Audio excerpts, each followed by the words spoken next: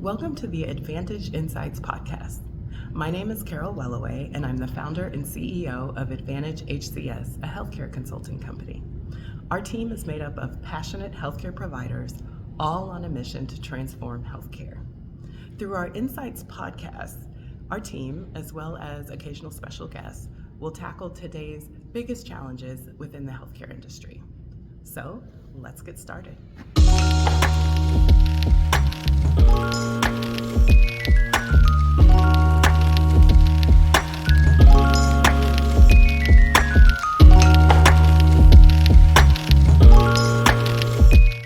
For the show today, we have with us some of our amazing Advantage HCS team members. Aaron, why don't you kick it off?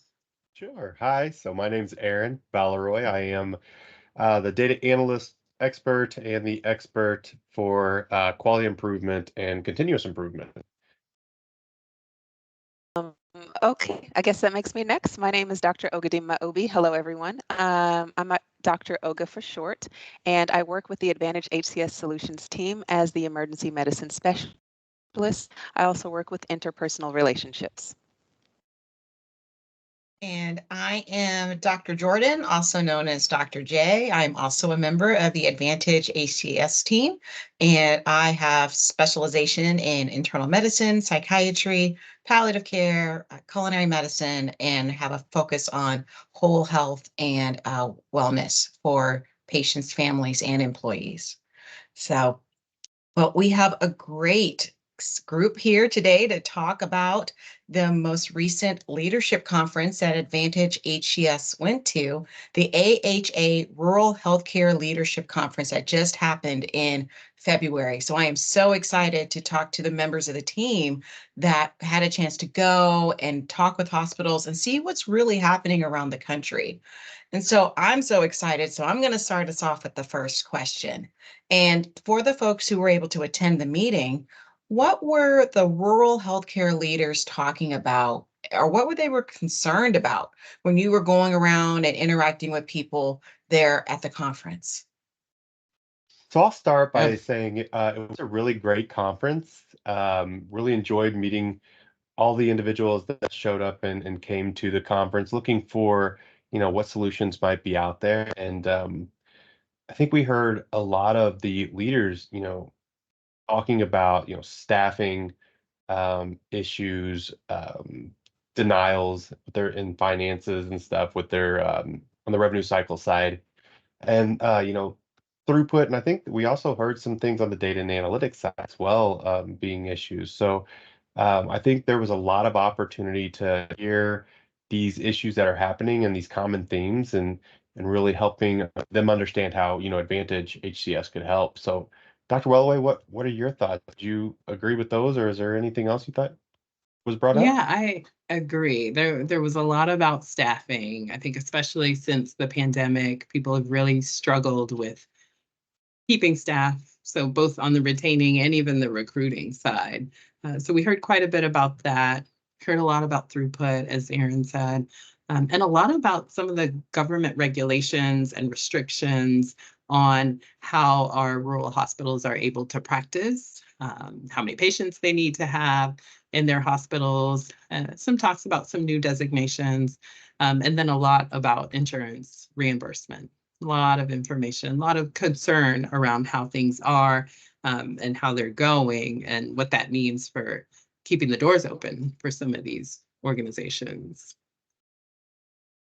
Yeah, that was a really good point too. And I will say, I don't know, Dr. Wellaway, if you would agree as well, that I feel like there was a lot of discussions about change management needed. And almost every conversation and session I think I set in on, it seemed to come up in some shape or form. So I thought that was pretty interesting that those were some of the challenges as well.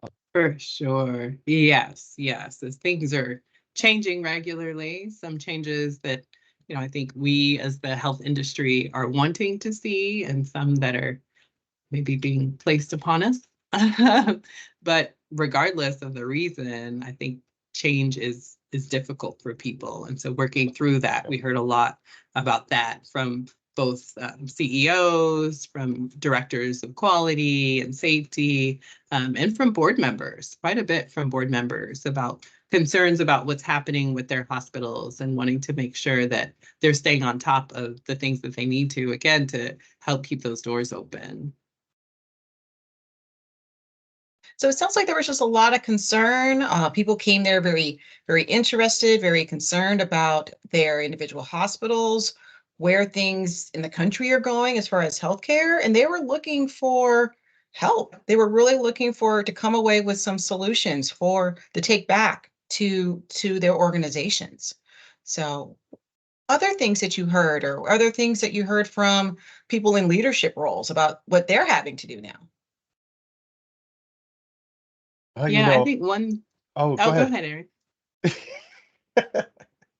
So no, I was just gonna say, that was a great question. And I was gonna start by just saying that, a lot of the leaders, I think that was really interesting, at least for me, was that they came with a passion to change, and they came with that their minds that they were listening, they were active listening. You could tell, they would say, "Hey, here's my problem," and then they would just kind of listen to see like, is this the same song that I've heard before, or is this maybe is this a solution? And I think that was for me the eye-opening piece is that I could see the question, the daunting question from the leader when it came out, and they were just like defeated, and then kind of watching them kind of get some light, some optimism that they maybe could resolve this with Advantage HCS's help. So I thought that was really cool as we're delivering like our message to like, hey, we hear you on that issue. Here's some of our experts that may be in that health equity space or in social determinants, and we have people that have been through those things, and to see these leaders' eyes kind of get a little light to them, like, hey, maybe they just like I know we've heard this a lot when we were there, Dr. Wellaway, that we have physicians involved, that physicians are the ones that are helping drive these Mm. changes, and then you have data behind it. So everybody was just, at least from my perspective, I felt everyone I talked to was like, this is a home run. This is what's needed for these rural healthcares because we have hands that still have dirt on them from just at work coming to help. So I mean that's a game changer, and I could tell that a lot of leaders that we spoke to felt the same way. So. I'm Definitely. curious, And who were some of the leaders that stood out to you guys? I'm just curious. As in titles, like roles and stuff? Is that what you're asking? Yeah, some of the rural healthcare leaders that stood out to you the most. Sure, Dr. we, Wellaway, I know. Yeah, go ahead. yeah, I'm laughing because we made a lot of friends, and, without saying anyone's name, but we had one particular board member from a health system out in Washington who would come by and speak to us every day, and was really concerned about what's going on in her hospital and in her system, but had great ideas as far as things that maybe needed to change. And I think we were really able to have conversations about, well, maybe this is in order, and or maybe these are the discussion points that need to happen. So I think we had a lot of those types of conversations. Okay. Board members, CEOs, directors of various different areas. And I think the other thing that we see a lot in this population of health systems is that people are wearing multiple hats. So it's not like in the larger systems that we have also worked with, where you have, a director of quality, and then there are multiple other people under them and working with them. And, the people that we're talking to are the people on the ground who really understand what's going on. They know their hospitals so, so well. A lot of them live in the community. They have a passion for the people that they serve. And I think that really came through in a lot of the conversations that we had. Yeah, I agree, and I think again that just support and emphasis to these leaders that were there. Again, I'm still in awe of 100% of the leaders that met were genuinely there to find a solution. they wanted to drive, they wanted change, and they weren't saying change just for the sake of change. They wanted things to be better. So that to me was like one thing that really stuck out, as well as again, like I said, just you could see these folks are battling and really fighting it out with these issues and haven't had much success. So, and as we continued to speak to them, and the one individual, Dr. Willoway is talking about, I remember just the pure excitement from her on when we would discuss scenarios and outcomes and solutions. She would get so giddy and so excited because she was like, yes, yes, that's exactly what we're seeing, and that's exactly what's happening. And she would validate. And so I knew her excitement was basically that she even said, I'm excited that someone like you guys exist. This is what's needed. It's not around, and just pure excitement. And she's like, this is going to be awesome. And so I got that same vibe without all those words from other folks. It was just more the excitement of, yeah, that is the issue. And yeah, you understand that I can't just pull that lever. I've been told to pull this one a million times, but you guys aren't telling me that. That's the difference is, and so that's what really drove me to get up and keep trying to meet all 1,500 people that attended. Yes, you did. Because it was exciting. I actually enjoyed, I was exhausted, but I enjoyed meeting every single one of these individuals that was there genuinely because they cared about their hospital patients that go there. And that just made me want to just get to know them more. How can I help? What can I do? So, yeah.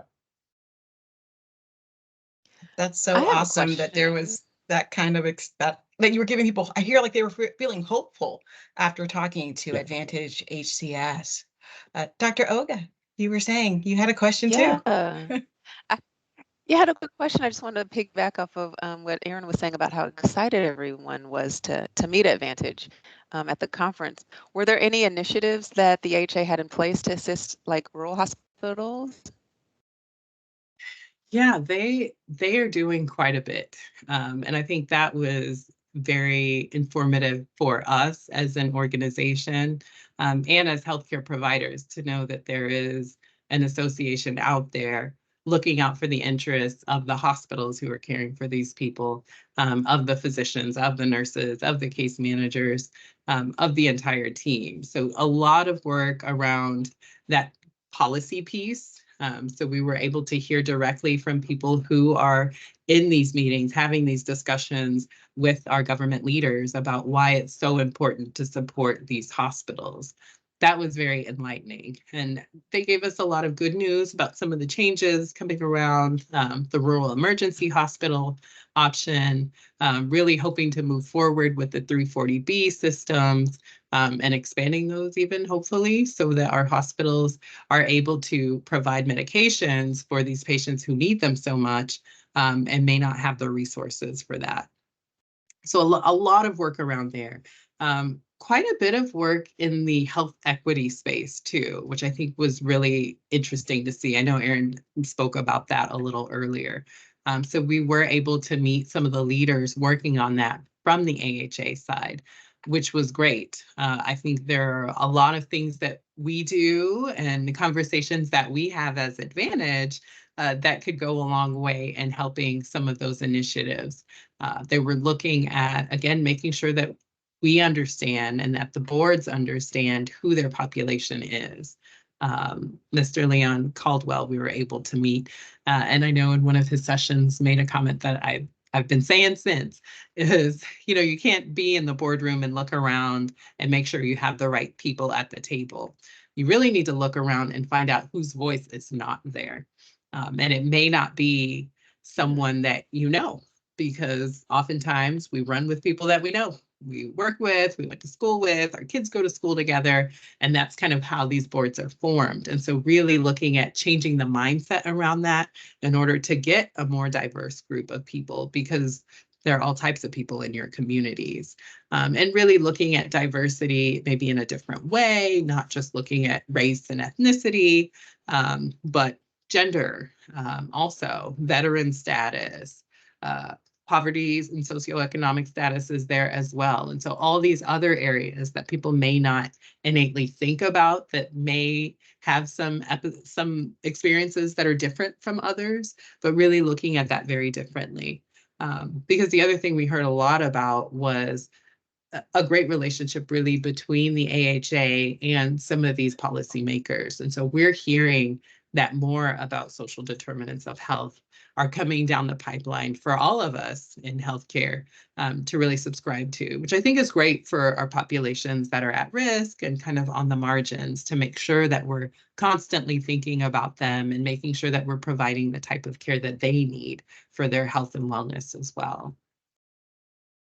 That's so important. And as you were saying that, and we talk all the time about inclusion, but when you talk about inclusion, you have to talk about also who you're excluding and who's being left out of those conversations and who's not at the table. So that's really impressive that AHA and people there were bringing that up, because that's not an easy topic to talk about. It's important to talk about it, especially, you know, expanding the way that we look at differences and diversity, being much more than what is physically present, but more of a mindset or a school of thought, different perspectives from people that still have the common interest of the community or the hospital in mind, are important to include at the table. So I find it fascinating that a rural health conference is talking about this, because you would think in our culture, Western culture meaning, that you would not expect that in that kind of setting. You'd expect it more in a metropolitan setting. So I'm like, wow, what else did they talk about there?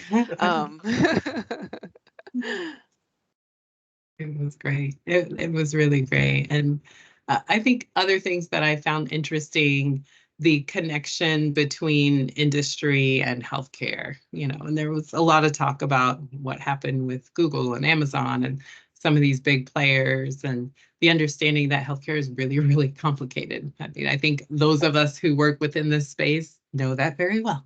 And there are a lot of things that are and that have been forever and ever and ever, and will take time to adjust or reconstruct. And there was acknowledgement of that. But we also heard about others coming into the space. So I'm thinking of the CMO of Dollar General. I know for me, I thought Dollar General has a CMO. But they do. And his goal is to really bring wellness and health to the populations that they serve. They identified that they provide more produce and groceries to more people in the country than other grocery providers, which is pretty amazing. And part of that is because they go into some of these smaller areas where some of the big names are not. So they are seeing these patients, this patient population, and what they are hearing from their customers is, we're concerned about our health.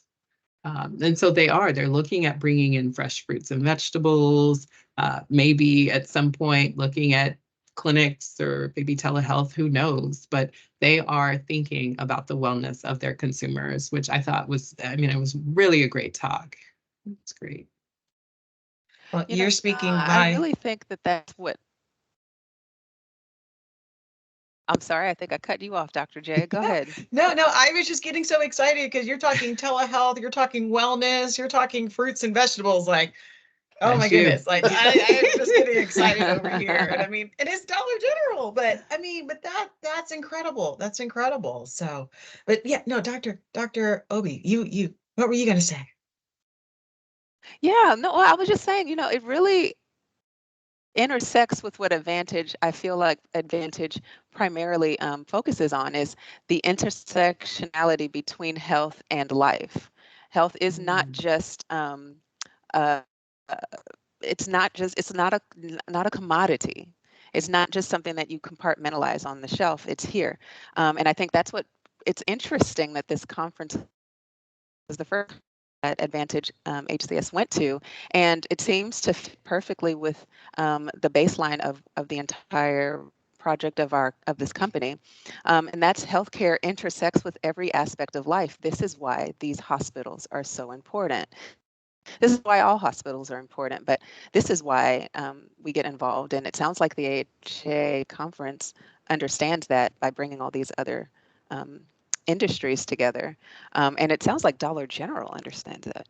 I'd like It to was be awesome. 1% of Dollar General. I know. If you're That is watching. very interesting. Yeah, I was gonna say too, Dr. Obi. Come on the podcast. Yes, we're happy to have you. So I was gonna say, also, Dr. Obi, to kind of support what you were saying is that, you know, there's that what I saw with AHA when we were at conference is that AHA is like this platform for all the rural hospitals.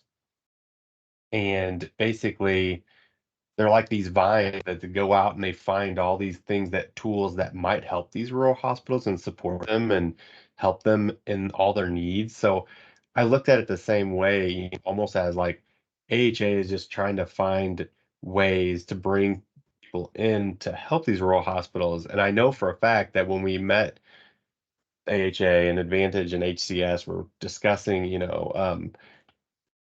kind of what our visions are, what we want to do, what we're passionate about. There was definitely this alignment there, and it was much like you said. It was at the core of we just want to see people improve, or see the hospitals improve. We just want to help these hospitals that don't have those resources and tools of these larger conglomerates, right? That can throw money at every problem, whereas they have to scrutinize which problem am I going to fix today? And I'm going to let the other ones go until the next time.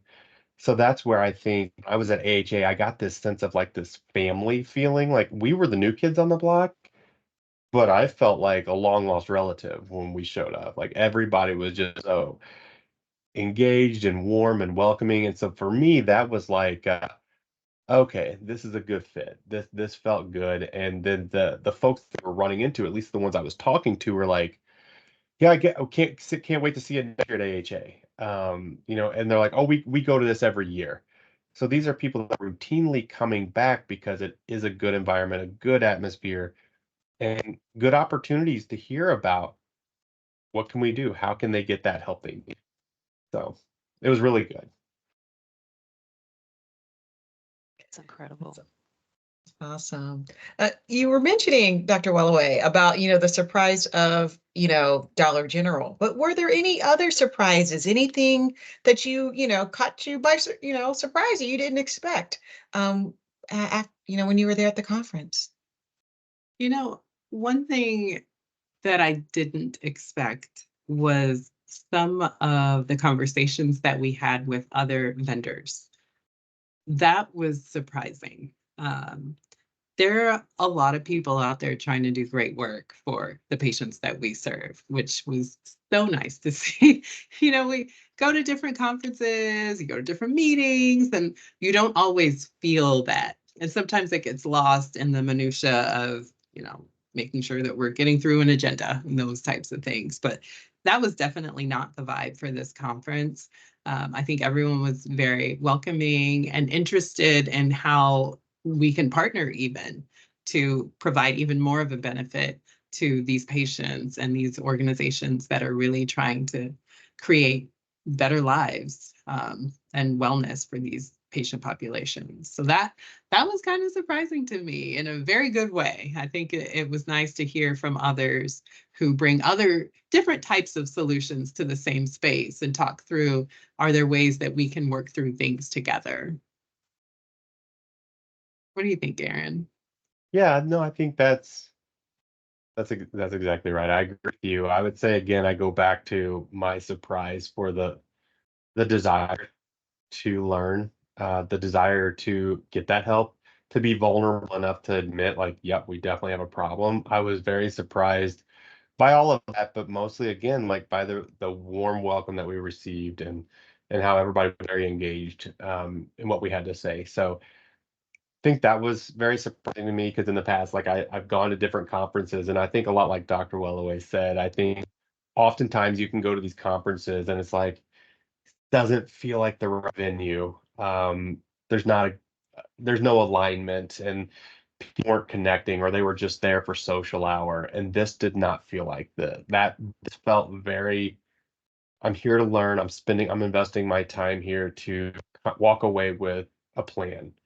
Um, so that to me was a huge prize because again, I don't think I've been to very many conferences that were like this, as optimized as it was. So. But And sounds like Aaron that. met basically everyone there, so he would So I you can tried. say from firsthand account how like much every single folks person. really cared, how I- much they really wanted to be there, how much Yeah. they really, how much this mattered to them. It sounds like people really, like you were saying, they live in these communities, they work there, that they really care. And that, seeing these hospitals be successful and healthy will then reflect in the community because a healthy hospital system will have a healthy community. And I think that's what we all want is to see people healthy and, living long, productive lives and, doing all of those things that bring quality to their lives. So that's awesome. So it sounds like lots of good feelings and passion at this conference. Absolutely. And I suppose that is a surprise because people make up hospitals. They don't actually own the hospital.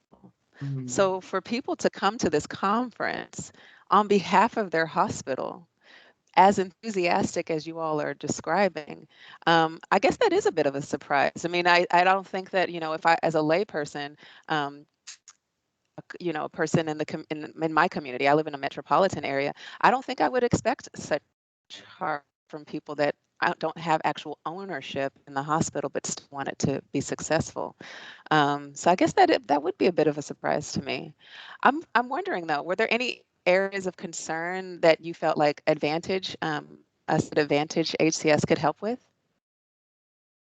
Yeah, I do think so. And I think a lot of it was around processes and really laying a foundation for what should be happening in the hospital.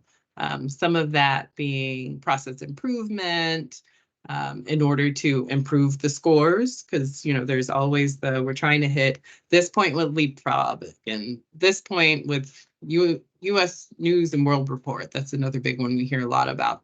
Or our HCAP scores or X, Y, or Z, and we want them to be here. And so really understanding that in order to do that, people need to do things differently. And I think that is where we definitely come in as a group that can help with that change management. Not just a change is coming and let's talk through it, but as clinical people who work in healthcare, we know what that feels like. We know the benefits of why we should change in this direction. And we can give all of that guidance to these organizations. I think another area that I heard a couple times, and I was a physician there. I was wearing a white coat, so people kind of figured like I'm one of them. And I did get a few of those. No offense, doctor, but our doctors are our problem. And I'm like, look, I manage and lead doctors for a living, so I know that. So, and let's talk through how to make that not the case. I remember having a conversation with a few different organization leaders about how your doctors want to be there for the right reasons. 99.9% of people in healthcare got into it for the right reasons. Now, lots of things have happened since they got into it that they didn't anticipate, that they don't have control over, that make them look and sound a little different than when they started medical school or nursing school or whichever school. But it's really getting people back to the core of, okay, why are you here? Like when you decided to take all those science and math classes and you wanted to be this X, why did you do that? And let's get back to the root of that to help you get through some of these barriers and even solve for some of these things. And I think we talked about in the last podcast too, how sometimes the physician voice, and I'll speak for physicians specifically, can sound like whining and can sound like complaining and yelling even sometimes. But sometimes if you dig into all of that, you will find something that actually makes sense. and that there is a process that's broken, or there is an opportunity to optimize that maybe we haven't looked at.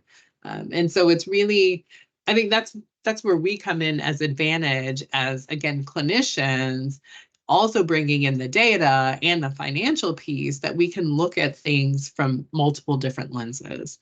I think having a group of, especially our physicians, who are people's people, who can communicate very well, who understand both sides, we're thinkers, we can be very objective, which I don't think is always the case for some of our colleagues, unfortunately. But that's the benefit of having us on, is we can take on a couple different views. We can put on our doctor glasses, our leader glasses, our patient glasses. We've got our data folks to help bring that in. We've got our finance people to help bring that in.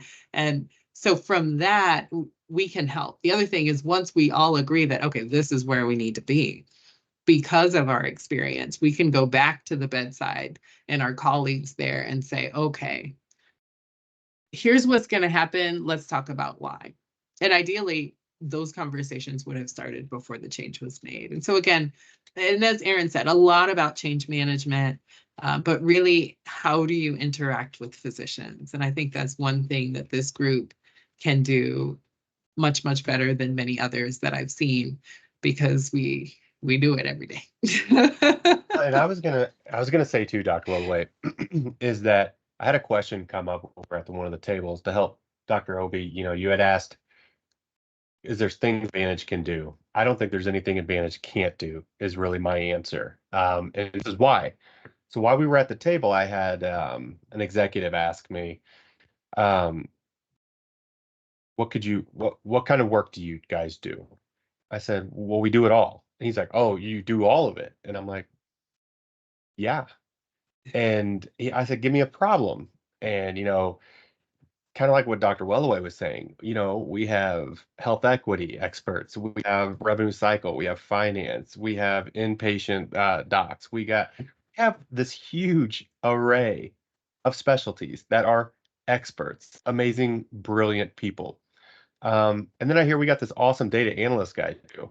So it's really good. so we have this, and I'm explaining this to this executive, and I said, so regardless of your problem, we have the means to get to the data that is going to bubble up the truth and the facts of what's really happening within the process. And you got all these experts in the process on this team. They're going to be able to identify where within the process you're breaking down and offer that solution for whatever problem you have, whether it's health equity, social disparities, or we have doctors prescribing the wrong medications, should be something else. We have so much skill sets on the team. I have a hard time finding a problem that we couldn't work. And I guess the only thing I would say is our 300 plus years of experience within the clinicians on the team is what's going to provide you a more sound evidence-based solution versus what we can just give to you versus a day. Because that was the other question the guy asked me as well, was individual said, well, what makes you different than a lean group? And I said, well, if your lean group has 300 plus years of physician experience, let me know, because normally they don't. And that's what makes us different, is we have all these skills in one team that make us this unique dynamic powerhouse. So Well It's said. very true. I think based off of that, Erin, I think that's why we are able to offer a solutions-based holistic approach. The process requires a process. And like Dr. Wellaway was saying earlier, physicians, nurses, professionals that are doing anything remotely related to health have an integrity that this group understands how to tap into. And tapping into that integrity gives us a basic incentive that's universal. And we come from different fields. And so we are able to understand the way that the mind works from a person, not a robot, yes. from a person, so that we can tap into that. Yep. People just want to help people. period. Within this group, I've learned that that's what we care about. And so that's why we're able to focus on the solution every time, every single time. We Absolutely. don't get Yeah. derailed or distracted. Yeah, No, I love what you that's true. said. So true. Yeah, I love what you said because it makes me go back to thinking about the beginning of the podcast when I was explaining this cyber attack scenario, and I watched everybody's eyes glaze over and realized, hey, this isn't my audience. It's the same thing. It's the same thing you're talking about, though, is when we have these issues come up from our clients, it's like, and I did this when we were at the conference. Somebody was asking me about health equity. And I know someone who is an expert on our team for that. I'm not going to try to have that conversation, but I know who can.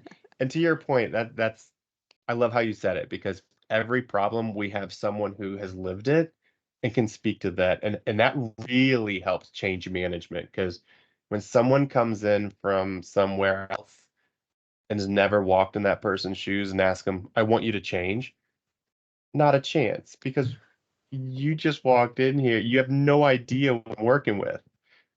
We do. And that is what you called out earlier. Brilliant. So, yep. And it Yeah, helps that we like each other. oh gosh, have a Yeah, lot of fun. we do. We really do. We have a lot of fun. Hard play hard. Yes, yes. That is so, so awesome just to be a part of this team and to hear how you all were able to meet these hospitals and organizations where they were and help them understand that we're there to help. We're not here to just give them something that they've already heard before, but also that we walk this with them and we also customize this, that it's not a one size fits all solution that you're providing, but because we've all worked in so many different places, we can help them have a more customized process, as Dr. Obi was saying, because every place is unique. It has its own challenges. And so we're not afraid to ask each other for support within the group. And, and so Absolutely. we are, this collective of lots of experiences and knowledge and expertise, and we're just so excited to bring this to these hospitals. So well, I know you guys were there at the conference for several days. Aaron, you met everybody and probably other people that weren't even at the conference, but you probably helped them Yep. there too, in the hotel. So I did. so you may have ended up doing some ballet work while you were there too, and a little bit, yeah. Everybody's best friend. Everybody, he's gonna, we talk about the family reunion. I'm like, so he's probably gonna be coming to the cookout again, probably next year. He got invited to a couple of family reunions around the country. So, cousin Aaron. So, as you all, think back about the conference, what was your favorite part of the conference?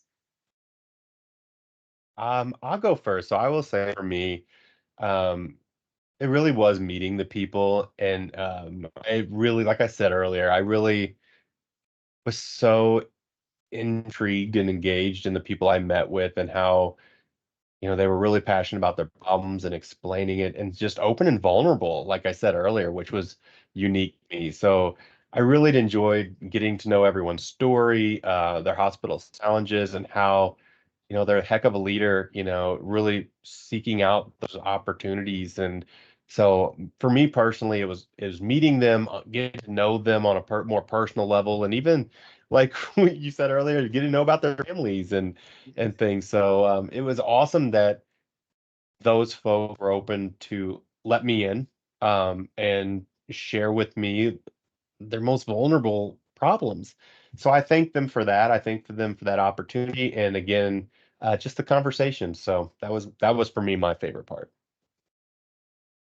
Dr. I would Wellaway. agree. Yeah, I totally agree with Aaron. I think we met so many very interesting people. I would say to the patients who are living in these communities, to the consumers who maybe aren't patients yet, but may need them in the future, you should be very proud of the leaders that you have because they really did come looking for ways to help their patients and the people that take care of their patients. So that was heartwarming to all of us. I echo that. I think for me, another part, selfishly, was and I'm a brag on y'all, but I'm so proud of this team. We are a newer team under the Advantage name. We've been doing this work for a long, long time, obviously. But coming together under Advantage, this was our first big conference, and I think we did a very good job. I could not have asked for more from those of you who went, from Erin, who everyone knows and loves, to Ebony, who wasn't able to be on today, to Evan, who's working in the background on our audio, and also to everyone who wasn't able to come, because again, we've got a big team here, and so it takes a village, and definitely appreciated all of the work that was done back home and everyone's home to really support this team, to keep us updated with things that were going on, and all the communication. I just could not be prouder. So I am very, very thankful for that. And that was definitely one of my favorite parts too, is seeing the family of Advantage, the Advantage HCS family come together. Love it. Love it. Yeah, I think I second that too. I definitely feel like it's my second family. I know some of you I've already worked with, and I just love that everybody I meet, all these new people that are coming into my life, they all share the same qualities as, Dr. Wellaway and Dr. Jordan. All of us have this same core quality about us, which is, patients first, above all. And, we just looking at how we can just improve healthcare in general, whether it's on us or a friend or a stranger. We all have that same passion of just making a difference and really making that improvement. So I am glad that I've been brought in as a data geek to be a part of such brilliant physician minds. So, but until next time, I think that's all we have for you all. So thank you so much for listening. Be on the lookout for next month's podcast, and definitely find us. We're on Facebook, Instagram, Twitter, LinkedIn. So if you have ideas of health topics that you'd like to hear, we would love to hear about that, and happy to talk about it here on Advantage Insights. So that's it from us. Have a great day. Goodbye. bye.